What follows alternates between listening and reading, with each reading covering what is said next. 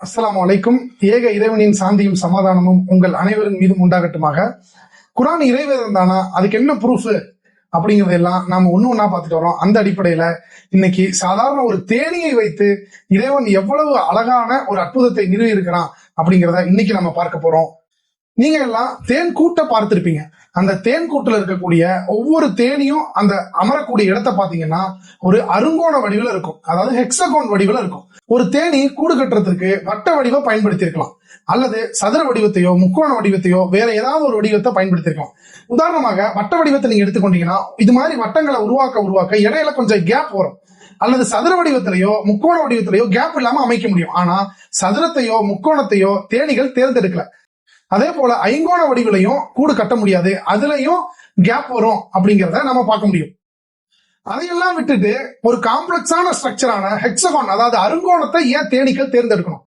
இந்த ஹெக்ஸகான் ஸ்ட்ரக்சர்ல கட்டுனாதான் அந்த தேனீக்களுக்கு தேன் கூடுகளை கட்டுவதற்கு தேவையான பி வேக்ஸ் கம்மியா தேவைப்படும்.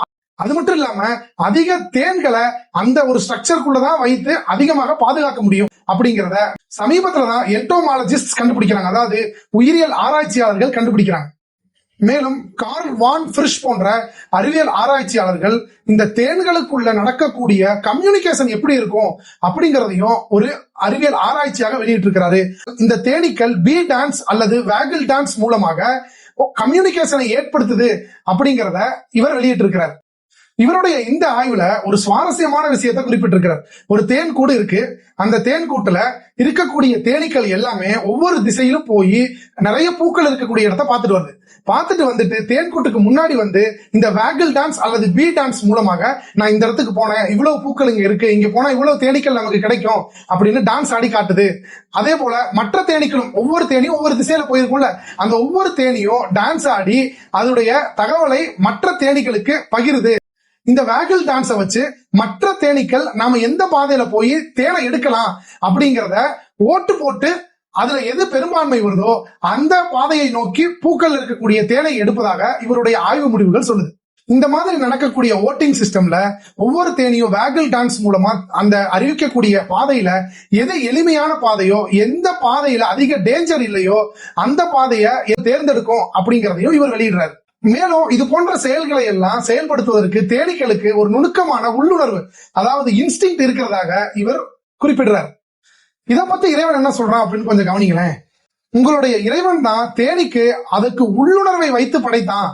நீ மலைகள்லையும் மரங்கள்லையும் உயர்ந்த கட்டடங்கள்லையும் கூடுகளை அமைத்துக்கொள் என்றும், மேலும் பலதரப்பட்ட பழங்கள்ல இருந்து சார உறிஞ்சு உன் இறைவன் சீராக அமைத்த வழியில் சென்று தேனை போய் எடுத்துட்டு வா அப்படின்னு இறைவன் கட்டளையிட்டான் அப்படின்னும் இறைவன் சொல்லி காட்டுறான்.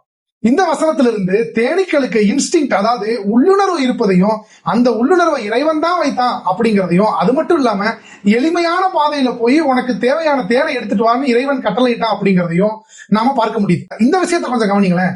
கொஞ்சம் வருடத்திற்கு முன்னதாக வரைக்கும் நாம எல்லாம் என்ன நினைச்சிட்டு இருந்தோம் அப்படின்னா, தேனி பூக்கள்ல இருக்கக்கூடிய மகரந்தங்களை வாய் வழியா எடுக்குது, திரும்ப கூட்டுல வந்து வாய் வழியா அந்த தேனை வைத்திருது அப்படின்னு தான் நம்ம நம்பிக்கொண்டிருந்தோம். ஆனா தேனீக்கள் பூக்கள்ல இருந்து மகரந்தத்தை எடுத்து அதை ப்ராசஸ் பண்ணி அதை வயிறுல வச்சு வயிறுல இருந்து வரக்கூடிய திரவம் தான் தேன் அப்படிங்கறத ரொம்ப சமீபத்துலதான் என்டோமாலஜிஸ்ட் கண்டுபிடிக்கிறாங்க. ஆனா 15 நூற்றாண்டுகளுக்கு முன்னதாகவே குர்ஆன்ல இறைவன் சொல்றான், தேனீக்களுடைய வயிற்றுல இருந்துதான் தேன் வருது அப்படின்னு இறைவன் சொல்லி காட்டுறான். அதோட நிக்கலங்க, வயிறுகள் அப்படின்னு இறைவன் இங்க குறிப்பிட்டு காட்டுறான். ப்ளூரல்ல சொல்றான், தேனீக்களுக்கு வயிறுகளா? அப்ப ஒன்றுக்கு மேற்பட்ட வயிறுகள் இருக்குது அப்படின்னு தானே அர்த்தம். தேனீகளுடைய வயிற்றை பற்றி குறிப்பிடும் போது இறைவன் இந்த வசனத்துல புத்தூனிகா அப்படிங்கிற வார்த்தையை பயன்படுத்துறான். இதற்கு அர்த்தம் என்னன்னு சொன்னா வயிறுகள் அப்படின்னு அர்த்தம். தேனீக்களுக்கு ஒன்றுக்கு மேற்பட்ட, அதாவது 2 வயிறுகள் இருக்குது. அதுல ஒரு வயிறு தேனை ப்ராசஸ் பண்றதுக்கும், இன்னொரு வயிறு நார்மலா நமக்கு வயிறு எப்படி செயல்படுதோ அந்த மாதிரி செயல்படுது அப்படிங்கறதையும் என்டோமாலஜிஸ்ட் கண்டுபிடிக்கிறாங்க. ஆனா தேனீக்களுக்கு ஒன்றுக்கு மேற்பட்ட வயிறுகள் இருக்குதுங்கிறத எவ்வளவு நுணுக்கமா இறைவன் குறிப்பிட்டிருக்கிறான் பாருங்களேன். இதை விட சுவாரஸ்யமான விஷயம் என்னன்னா, இந்த தேன் கூட்டை கட்டுறது, தேனை சேகரிக்கிறது, இது போன்ற விஷயங்களை எல்லாமே செய்வது பெண் தேனீக்கள் தான் அப்படிங்கறதையும் கண்டுபிடிக்கிறாங்க. சரிங்க, பெண் தேனீக்கள் தான் இந்த வேலைகள் செய்யுது அப்படிங்கிறீங்க, அதுக்கும் குர்ஆனுக்கும் என்னங்க சம்பந்தம் அப்படின்னு நீங்க கேட்கலாம். நம்ம மேல சொன்ன வசனத்துல இறைவன் குறிப்பிடக்கூடிய வார்த்தைகளை கவனிங்களேன்.